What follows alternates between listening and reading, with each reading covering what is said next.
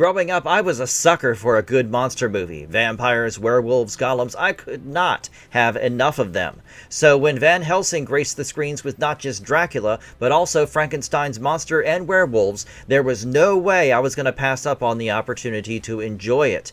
The producers had great expectations for the film, but it unfortunately did not grow into a franchise. Let's look at all the stories in this attempted franchise that are available for our enjoyment, and all those that were planned but unfortunately could not be made. Let's go! Van Helsing and the Monsterverse. After Stephen Sommers knocked it out of the park writing and directing The Mummy and The Mummy Returns, two blockbusters that have maintained their place as classics, Universal Pictures decided to hand over the keys of their Monsterverse to Sommers to reinvent them. They hoped that he would apply the same action formula that made the Mummy movies so popular to their previous films like Dracula, The Wolfman, and Frankenstein, and reimagine them for a whole franchise. Van Helsing was to be the first in this series. Sommers, who had grown up with the Universal monster movies, did his best to pay homage to them through Van Helsing, and the result was a mishmash of many famous creatures. Igor, Frankenstein's monster, Dracula, the Brides of Dracula, and the Wolfman, aka werewolves. Sommers had also planned to include the creature from the Black Lagoon in the film, having him live in a moat around Dracula's castle, but Universal said no, as they were planning to make a standalone film about it. Goes to show that there was some idea of an overarching franchise. Universal was so confident about Sommers' ability and the success of Van Helsing that they announced a television series called Transylvania that would work as a sequel a month before the theatrical release of the film. They had planned to use the sets from Van Helsing and had paid a good amount to maintain the structures so they could film there. And then Van Helsing released. Though it did garner over $300 million against its budget of around $160 million, it did not impress Universal's executives. They had big plans for this movie and it refused to live up to their market projections. Critics did not enjoy it either and blamed the bad performance of the film on its lack of plot integrity, non-existent character development, and overuse of CGI. Needless to say, any plans of a franchise were thrown into the nearest dustbin. This is why they say you shouldn't count your eggs before they hatch. Universal, however, did not give up that easily and tried to relaunch that franchise in the form of Dark Universe, rivaling other big-name franchises like the Marvel Cinematic Universe and DC Extended Universe. It was set to launch with Gary Shore's 2014 film Dracula Untold.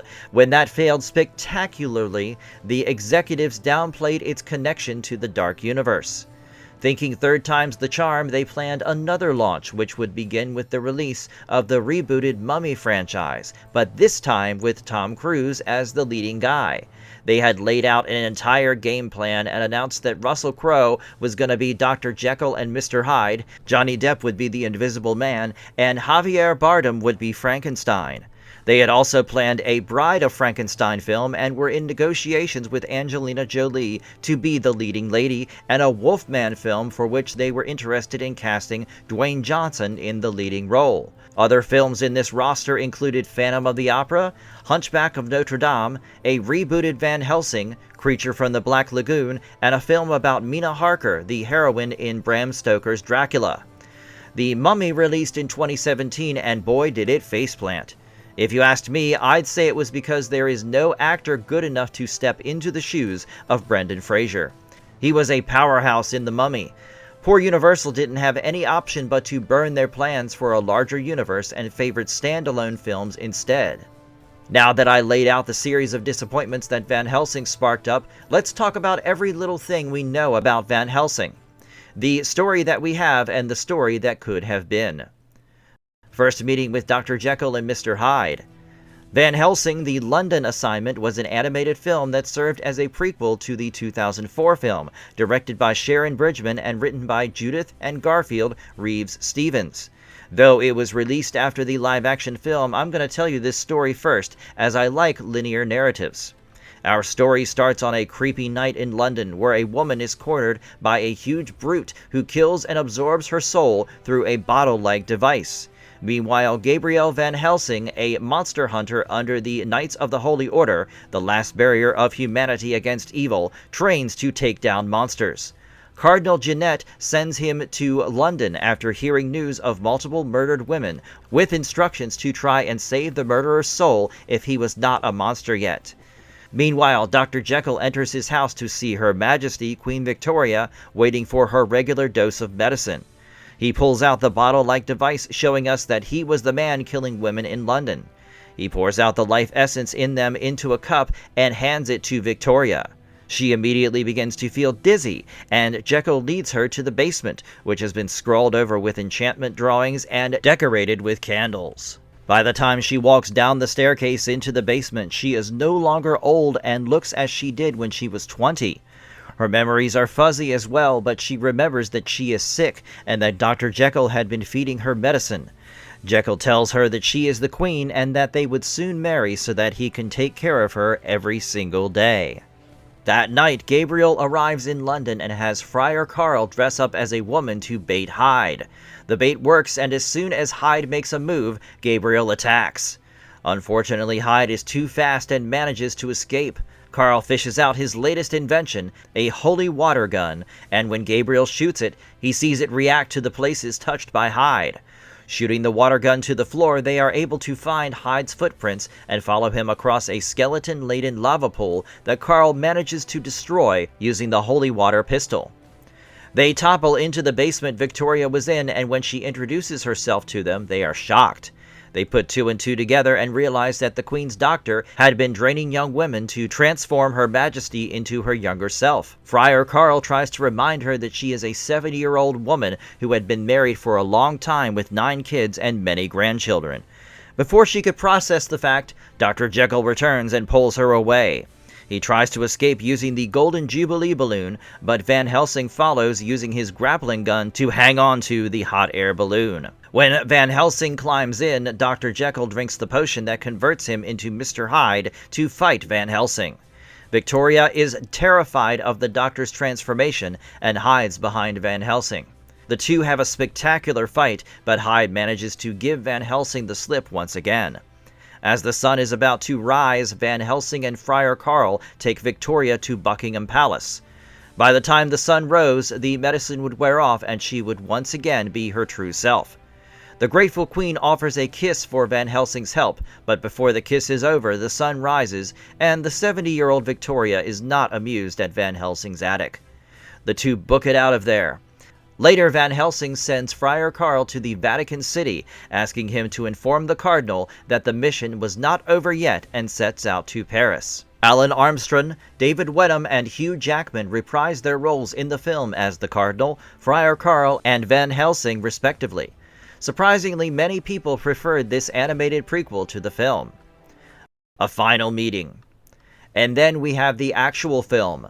Stephen Sommers was inspired by Bram Stoker's novel Dracula and adapted the vampire hunter Abraham Van Helsing into a younger, dashier Gabriel Van Helsing. It was also inspired by Mary Shelley's Frankenstein, as Frankenstein's monster plays a major role in the film.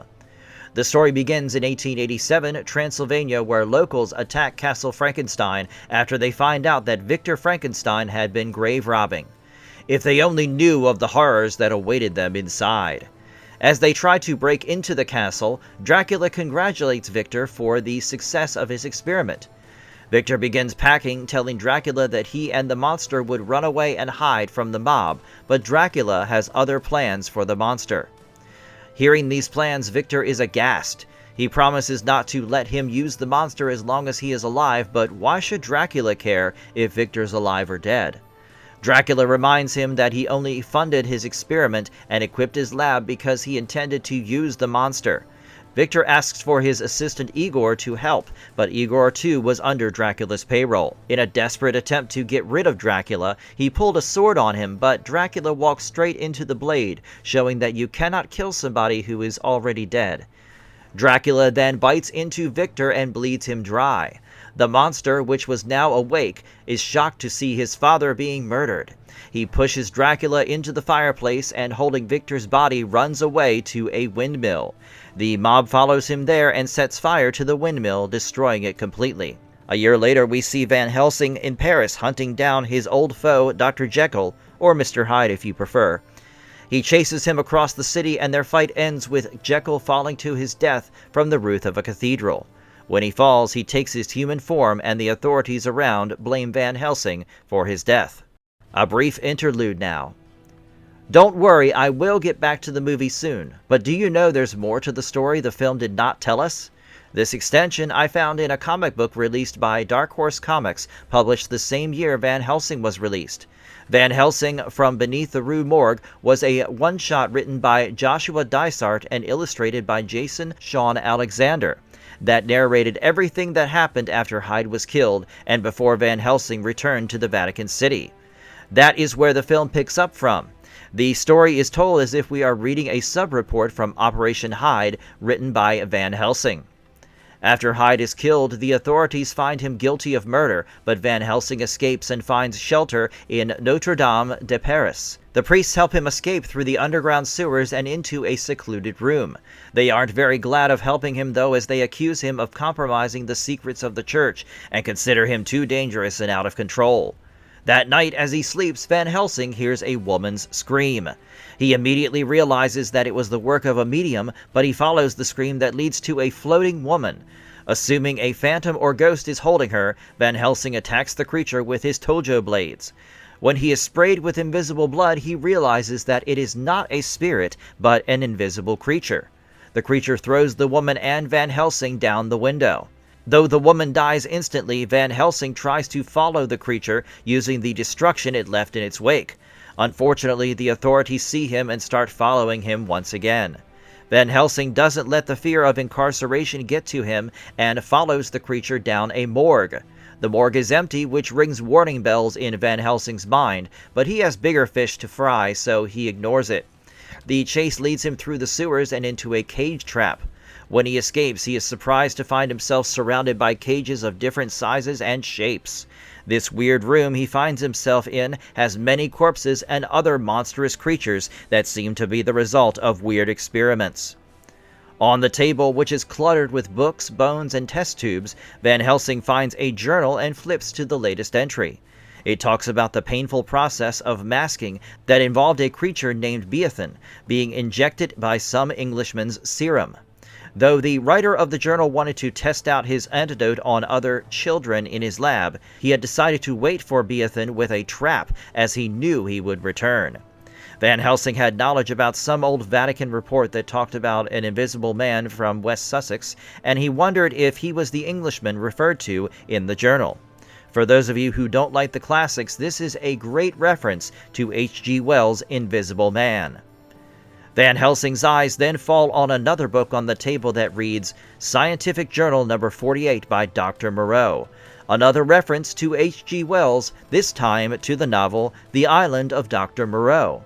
As if on cue, Dr. Moreau walks in with a dead fish talking baby talk to the caged invisible creature. Moreau recognizes Van Helsing and tells him that he was an acquaintance of Dr. Jekyll.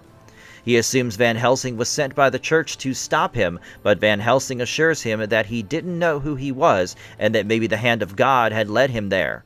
Moreau, like any other evil scientist worth his salt, goes on a monologue about how even God is useless now, as he had manipulated evolution itself. His latest creation was Beathan, who was made by implanting a human heart into the cells of the Amazonian toad Bufo marinus. Van Helsing informs him that his creation had killed 2 women and he needed to be arrested for grave robbing. Moreau is unfazed and opens Beathan's cage. As Beathan attacks Van Helsing, he injects him with the antidote to invisibility, which works instantly. The monster, which now looks like the Gill Man from The Creature from the Black Lagoon, puts up a fierce fight and releases the other creatures in Dr. Moreau's lab. Van Helsing remains steadfast in his goal, and as the creature lies completely famished, he decides to kill it. As he nears it, he sees tears in the creature's eyes, and the medium who had screamed before talks to him once again. She tells him that the heart inside the creature was her husband, and his heart had led the creature to meet the medium and her daughter. The daughter panicked, and that frightened the creature, which attacked and killed them both. The medium asks him to set it free, as the creature is not evil. In this confusion, Moreau had escaped and set explosives in his lab. The explosives let the sewer water in, causing Van Helsing and the creature to be carried out by the rush of the water. When Van Helsing climbs out, he looks at the creature and decides to let it go. His report states that he put complete effort into the capture of the creature, but had failed. Not too far away, Moreau mourns the loss of his work and decides to leave the rigid civilization. He wonders if he should move to an island somewhere in the South Seas, where he could work in peace. Perfect beginning to the island of Dr. Moreau, don't you think? A brand new assignment. Van Helsing then returns to the Vatican City, where Cardinal Ginette reads him the Riot Act for destroying a 13th century rose window. I don't understand the problem of these priests. Do they want Van Helsing to kill monsters without any damage to property? How is that possible? Anyway, the Cardinal quickly assigns him a new job. 450 years ago, Valerius the Elder of Transylvania had taken a vow that nobody in his family would enter heaven till he killed Count Dracula. Now, years had passed and he was running out of family members. The last two remaining were Princess Anna and Prince Velkin, whose father had gone missing a year ago. Van Helsing's mission was to kill Dracula before he got to the siblings, as if he did, 9 generations of a noble family would spend eternity in purgatory. Van Helsing is paired up with Friar Carl, who does not want to go, but he doesn't have much of a choice either. He sets Van Helsing up with garlic, holy water, a silver cross, a stake, a crucifix, and a gas-propelled crossbow. Meanwhile, Velkin and Anna lure a werewolf using Velkin as bait and try to kill it. They are not very effective though, and while fighting it, Velkin falls off the werewolf into a gorge. Anna assumes Velkin died. When Carl and Van Helsing arrive in the village, they are seen with suspicion by both Anna and the villagers. Suddenly, when the sun is covered by the clouds, Alera, Verona, and Marischka, aka the Brides of Dracula, attack. Van Helsing immediately jumps into the fight to protect Anna and kills Marischka. The other brides flee immediately and the villagers are none too happy. They tell Van Helsing that the vampires used to hunt when they were hungry, but now they would hunt for revenge thanks to him. Anna, however, commends him for being the first person in 100 years to kill a vampire. She takes him to her castle where she insists she doesn't need anybody's help or protection. Not willing to argue with her, Van Helsing knocks her out with a chemical spray. That night, Anna is woken up by Velkin, who tries to explain Dracula's plan. But the full moon dawns and he turns into a werewolf. Van Helsing gives chase, but Anna stops him. Van Helsing is irritated at this and reminds her that Velkin is no longer her brother now, but a blood-hungry monster. Anna tells him that Dracula had a cure for werewolves and she was going to find it, as she had no one in the world except her brother. Moved by her love, Van Helsing agrees to find it for her. Dracula's big plan and forgotten memories. In Castle Frankenstein, Dracula's henchmen pull out a mangled skeleton from Frankenstein's device. Velkin, who is transforming back into his human form, recognizes the pendant hanging from the corpse and realizes it was his father. As he screams in grief, Dracula's men strap him into the contraption. As he turns it on, Van Helsing and Anna infiltrate the castle and discover the offspring of Dracula hanging from the wall. Since vampires were undead creatures, they could not give birth to children who were alive. As soon as the device was turned on, it sent life energy into these unholy children and they burst out of their meat pods. The brides of Dracula excitedly lead them to the village to get them to feed. As Dracula and Anna try to shoot down the bat-like children of Dracula, Dracula confronts Van Helsing. He seems to know him as he calls him Gabriel. Van Helsing stabs him with a silver stake, but it does absolutely nothing. He even tries throwing a cross at him, which burns him but only momentarily as he regains composure again. Dracula introduces himself as Vladislaus Dracula, born in 1422 and murdered in 1462. He tells him that they share history and that he must have dreams of old battles. By this time, Anna, who had reached the device, frees Velkin despite his repeated objections. This shuts off the device and the progeny of Dracula begin exploding immediately. Dracula gets distracted by his rapidly dying kids and Van Helsing escapes with Anna. Meanwhile, Carl, who had spent a blissful night at the castle with a villager, wakes up and accidentally discovers a hidden wall with an enchanted painting that shows a werewolf and a vampire fighting. Anna and Van Helsing had ran right into the ruins of the old windmill that had been destroyed by the mob a year ago while chasing Frankenstein's monster. The ruins give way and they fall down into a chamber below where Frankenstein's monster is still alive and well. The monster reveals that he is the key to Frankenstein's device, and with him, Dracula could give lasting life to his progeny, who would pick off every human being on Earth one by one. The monster asks them to kill him if they want to save mankind. Meanwhile, werewolf Velkin, acting under the orders of Dracula, eavesdrops on their conversation and leaves to report it to Dracula. Van Helsing senses the monster to be without evil, so he refuses to kill it. Van Helsing suggests traveling to Rome as it would be easier to guard the monster and Anna there. On their way, the brides of Dracula attack once more with Velkin. They are prepared for them though, and Verona and Velkin are killed in the scuffle. Unfortunately, Van Helsing is bitten by the werewolf and Anna is kidnapped by Alira. Van Helsing, Carl, and the monster seek refuge in Budapest, where Alira offers a trade suggested by her master. She invites them to a masquerade ball the next day, which was All Hallows' Eve, to exchange Anna for the monster. Van Helsing agrees. A final effort and a great standoff. Van Helsing hides the monster in a crypt before heading to the ball in disguise. In the masquerade ball, Dracula asks Anna to be his new bride. Van Helsing pulls her to safety and is about to leave with her when Dracula's allies arrive with the monster. Every single one of the guests at the ball is revealed to be a vampire. Van Helsing books it out of there with his friends, but not before a promise to the monster that he will find him and set him free. Back at Anna's castle, Carl explains everything he has found out about Dracula. He was the son of Valerius the Elder, and after he was killed, he made a covenant with the devil and was born again. Though there's no information as to who killed him, there was a reference to the left hand of God. Valerius went to Rome to seek forgiveness for giving birth to such a horrible son, and that is where he made the vow. But a father's heart is a father's heart, and he could not bring himself to kill Dracula. Instead, he built an icy fortress with no doors and imprisoned him there. The devil was one step further, though, and it gave him wings to escape. Anna leads them to the painting which her father used to see to figure out Dracula's lair, and it has a small fragment torn out of it. Van Helsing had the missing piece, and when he joined it, the painting revealed itself to be a mirror that one could walk into. On the other side of the mirror was Dracula's lair. Van Helsing has full werewolf strength now, and carrying Anna and Carl, he jumps into the castle.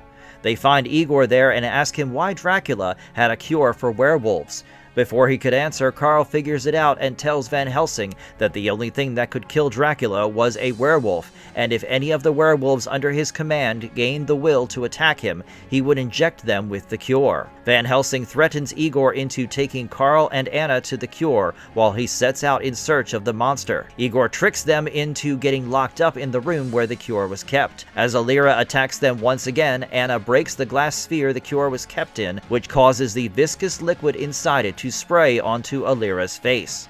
Realizing the liquid was acid of some kind, Anna uses a large piece of the sphere with liquid still in it and chucks it at the cage around them. Carl picks up the cure and escapes while Anna stays behind to get rid of Alira once and for all. When Van Helsing finds the monster, it's a bit too late, as the device had been turned on and all of his bat-like kids had been awakened with life. But Van Helsing frees the monster anyway and attacks Dracula. The monster rushes to help Anna and kills Alira, while Anna rushes over to Van Helsing with the cure. As the clock strikes midnight, Van Helsing takes on the form of a giant wolf, while Dracula reveals his true form, that of a giant humanoid bat, and they both fight. Dracula reveals that it was Van Helsing who had killed him first and taken his ring after cutting off his ring finger. He suggests joining forces, promising to give him back his memories in return, but between transformations, Van Helsing tells him that some memories are best forgotten and kills him. When Friar Carl finds Van Helsing's werewolf form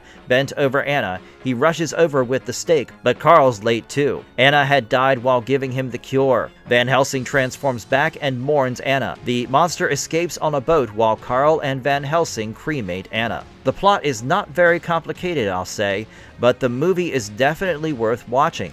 The werewolf transformation scene is not like anything I have seen before and very unique. Where the movie might have failed is the acting. Richard Roxburgh's performance of the Dracula is very exaggerated, and it feels like he is in a different movie than the rest of the cast. That's my only complaint though. the Unmade sequel. Though Universal had planned a sequel long before the release of the first film, they canceled it just after 2 weeks of Van Helsing's theatrical release. Up until that point, only general discussions were happening, and the film had not even reached the ideation phase. So, safe to say, neither Summers nor Universal had a solid plan about what they were going to do in the sequel. Fans on Reddit and other forums had a lot of interesting ideas going on in the mix though. Some suggested a crossover with Phantom of the Opera, while others suggested Van Helsing taking down Imhotep, the eponymous mummy. These were just fan speculations though, nothing solid. No TV for Van Helsing. Nowadays, it is super common to have TV shows tied in with movies. The MCU is a great example for this with all of its interwoven shows and films. In 2004, though, the idea was kinda unique. With Stephen Summers as the executive producer, a show called Transylvania was greenlit a month before Van Helsing released. I know, I told you before, but after all that story, I figured you might have forgotten. A script was in development and NBC was initially interested, but 3 weeks after Van Helsing's release, NBC was not so sure. Everybody thought it was the lack of box office numbers, but then president of NBCU Entertainment, Jeff Zucker, said money had nothing to do with it and they just wanted Transylvania to find the right home. Well, aren't you the best, Jeff? Though Transylvania never graced our screens, from what I know about the show, it seems pretty interesting. The protagonist of the show was going to be a young cowboy from Texas who is forced to become the sheriff of a town where some odd things are afoot. It was not going to be a Monster of the Week show like X-Files or Buffy the Vampire Slayer. This was going to be about the struggles of a duty-bound sheriff trying to keep the peace between two different monster kinds that lived in the village. Sounds like a gritty Vampire Diaries to me. The creators plan to make the show character-driven with semi-serialized narrative and cameos from Hugh Jackman. Pity we will never get to see it now. What is the future of the franchise? In 2012, Universal Pictures decided to reboot the film with Tom Cruise as the titular monster hunter, with Roberto Orci and Alex Kurtzman of Star Trek fame at the helm. There were ongoing talks with Snow White and the Huntsman director Rupert Sanders to direct the film as well. In 2015, Tom Cruise decided to step away from the project, but it was still at large as John Spates and Eric Heiserer were on board as screenwriters. 2 years later, The Disaster of the Mummy happened, which was directed by Kurtzman. As I told y'all earlier, this was the point that made Universal Studios realize they were never going to have a franchise. But the reboot has still not been cancelled, only delayed in a spectacular fashion. Julius Avery, who you might know from The Pope's Exorcist, was hired to rewrite the script and take over as director, with James Wan stepping in to produce. Will this movie take flight, or will it go face down?